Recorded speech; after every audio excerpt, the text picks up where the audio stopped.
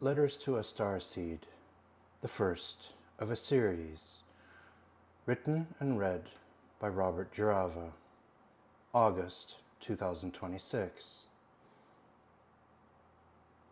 As I have achieved the lower levels of enlightenment, in other words, I am feeling the oneness of being in the universe, I have been able to achieve brief periods of complete stillness and relax into my heart-soul essence. You see, the soul is seated upon the heart. The soul is the formless expression of our true selves. When we incarnate, we pierce the veil of the multiverse, we pierce the quantum field, and we supernova into existence, heart first. The heart feels, and so it is a ventriloquist of our soul's expressiveness. We turn to our heart for guidance. We open our heart to love others. We fill our heart and we love ourselves. Our heart produces, via electrochemical processes, a scalar electromagnetic field that is measurable and falls into a measurable range that is unique to an incarnated human being. I know this because a relative of mine once actually developed a technology that could measure such fields and detect how many humans there are in a specific area. Beata and I tried to import this technology into North America almost 2 decades ago, in the hopes of securing all of North America's borders and hopefully becoming billionaires in the process. Of course, there were much larger forces than we are at play in the world, and the open borders of North America situation had been planned many decades before then, so our business plans were thwarted and sabotaged by the likes of CIA, NSA, and DoD. The latter stands for Department of Defense. They even sent nefarious players to take us out. Little did they know, little did I know at that early time for that matter, that I am heavily protected. We relented our business plans, but walked away with our lives intact, and also the lives of all of our loved ones. I look back on all that today, and I'm grateful for the experience. So our heart-soul essence, when we look inside of it and integrate it, will protect us due to our natural links to God, the supreme creator of the universe, not to be confused with false gods who demand adulation and propitiation, who expect you to pray a certain way and expect your ass to shine the pews in a church, all for the bargain price of vicarious redemption, which allows its lazy adherents to sin all week, be forgiven on Sunday, hey presto draw a line, and do it all over again the next week. But I digress. In the future we will learn what these false gods really are, as it's an essential component of humanity's liberation process. Due to our very nature, we have bigger fish to fry. The point I'm trying to make here is this: know thyself and get in touch with yourself. Relax into your heart-soul essence. Be still every day. Do it for 15 minutes. You will find a palpable connection to all creation. You will feel love, both coming to you and feeling love radiating from you too. For only a loving God will leave you alone without making excessive demands from you. All that would make him happy is that you live yourself an authentic life, one that you, the sole judge of your lifetime when it's over, will feel good about looking back and deciding if it was worth it. For these are end times. We are on our journey home. A new epoch is starting, one where we will finally be free and living at peace. Peace at last. We will have time to spend appreciating each other and attaining joy in day-to-day living. We are journeying home. A new world is unfolding. This year, the year of the fire horse, all chaos is being dredged up and we are being forced to come face to face with our mess and clean it up and take full responsibility for where we are at, each of us. Responsibility. That is the true beginning of freedom. Self-responsibility is the next step. That is what we have to deliver, as it will be expected of us, as the newest, youngest members of the broader galactic community. We will soon be meeting our galactic brethren. I repeat that. We will soon be meeting our galactic brethren. We will be very happy to learn that they too believe in God and have each developed a relationship with Him personally that is free from dogma and full of compassion and is based, alarmingly, for many of you I am sure, purely on evidence and personal experience. They have simply developed more into the nature of things. It is time for me to place my cards on the table. So how do I know all of this? I am a starseed. In other words, my body comes from a long earth lineage of generations dating back many thousands of years, but my soul hasn't had an incarnation here for a very long time, until this one now. My soul came here, that is, I agreed to come here, so I could experience the planetary liberation, which is a massive, planned, and carefully executed operation, which has to date been a covert defensive war against centralized power holders on this planet, and around this planet indeed, and be here with my fellow humans to take their first steps as free sovereign beings. I am so deeply grateful to be here. Apart from this rare privilege being my soul's honor, an honor not exceeded in my 800 plus previous lifetimes, it is also tremendously exciting. Imagine the outpouring of love that is coming.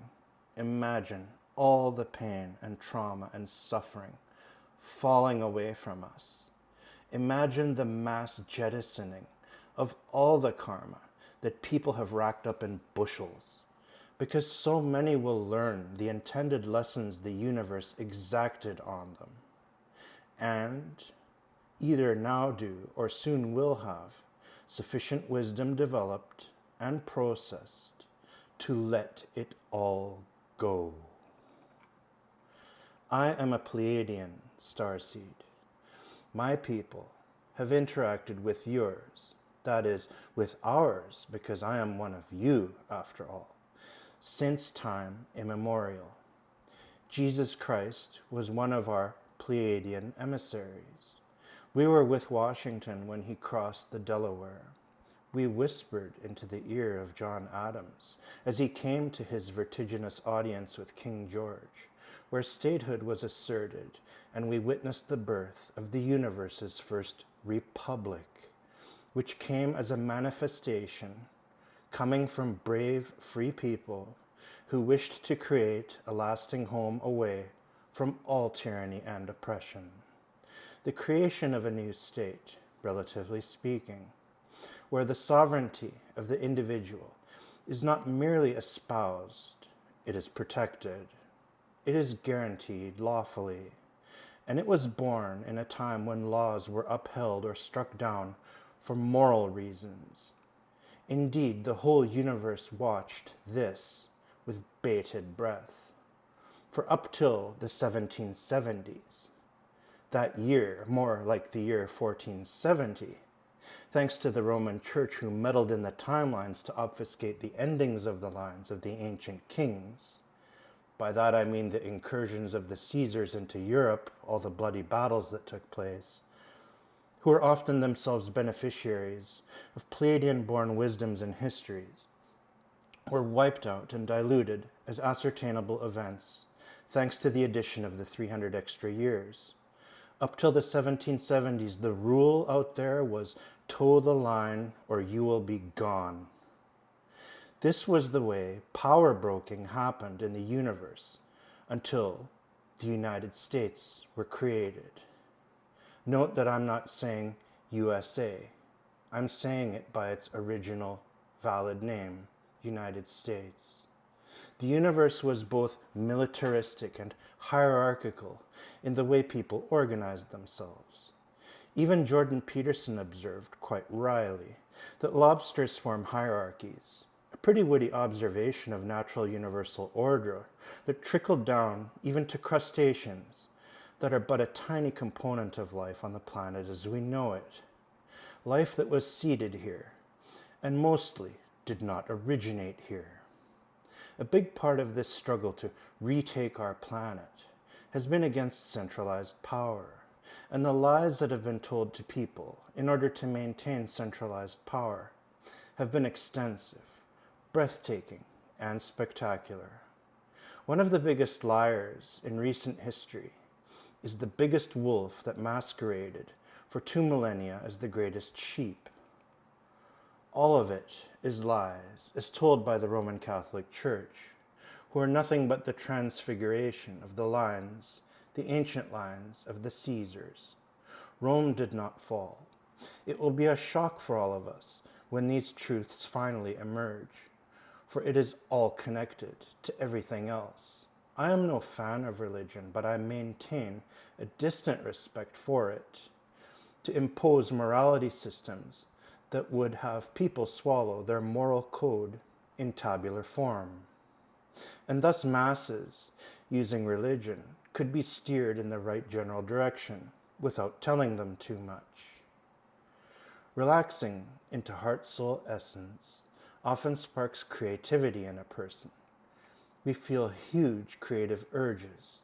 Creativity is connected to the sacral chakra via the Kundalini system, and it is stirred up by healthy, devoted, sexual activity with a loyal partner with whom we can meld and take sex to new heights when we let our souls bond.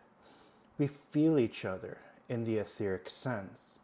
When I make love to my woman, I like to look deeply into her eyes. It is more than merely good to make love, but this sacred act should not be abused, as there is a marked sexual imbalance on Earth at this time. Sexual power is among the imbalances in the problem of centralization. The sexual creative urge lessens and may be very hard to develop when too many partners are coupled within a lifetime, and that has become a problem for some men and women who have been promiscuous, and they have abused their sexual power. Humanity is in the throes of this sexual misery at this time, and we still have a few years to go before we emerge from that mire. We will emerge, but there will be enormous damage done. Creativity has as its basal elements love and knowledge. These two elements together do a perpetual dance. Knowledge is its own reward. I'm thankful for my father's wisdom when one day, when my sons were still both young, and in a most Nietzschean manner, my father asked them, "Do you guys know what is the greatest source of power?" And I can remember the blue eyes and blonde hair of the innocent heads turned and regarded their grandfather for a moment. They were open-mouthed and speechless. He said simply, "Knowledge." I heard him say it too. So, I have devoted many waking hours of my life to the pursuit of acquiring knowledge, and it's been a lot of fun. It's opened a lot of doors. Knowledge is possibly a means to power, but before that can happen, it is an avenue pointing towards understanding.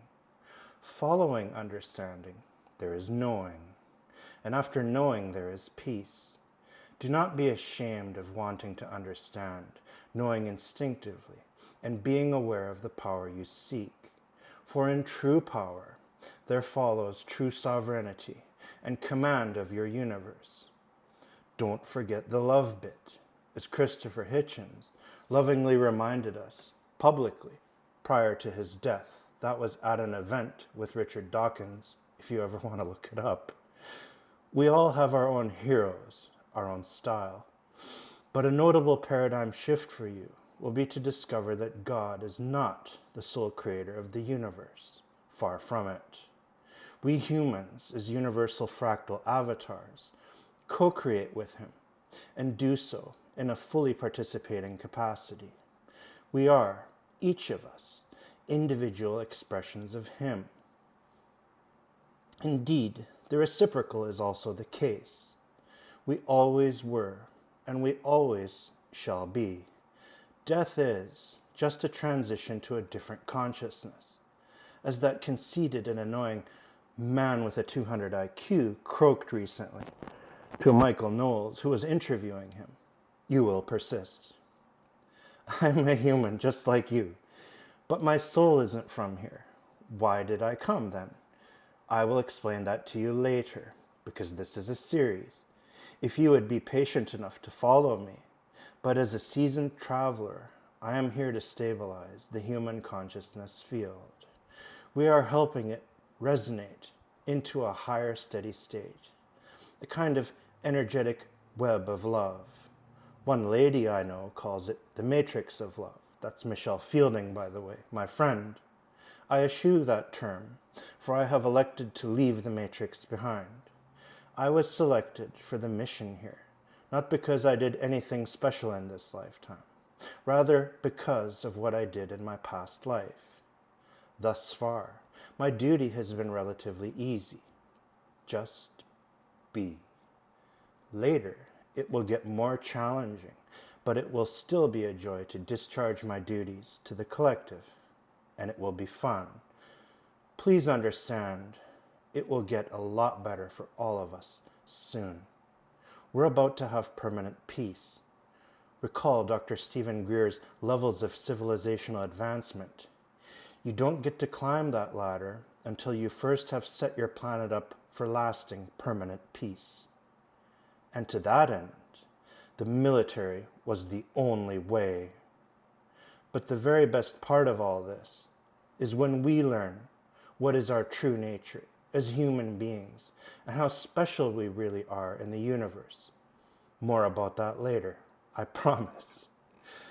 With the deepest gratitude for all my friends and all my loved ones, I am thankful to feel I can finally express, at last, these heartfelt words. This is the first time I'm putting this out there. It's a pure, honest conviction that I have expressed from the depths of my soul. Although some might not understand quite yet, the turning point for humanity has already arrived. I feel it's finally time to let myself live in perfect joy, where everything I feel, think, say, and do, and visualize, and hope for, and have faith in, and am grateful for, all these things are in harmony inside of me. I love all of you, and I am extremely grateful for this life, which sustains the best version of me yet. I am looking forward to what's ahead. There is so much. Remember me if you need help figuring all of this out. It's what I came to Earth for. May the Heavenly Father of all creation bless you, and may you connect with Him. Always in love. Yours, Robert.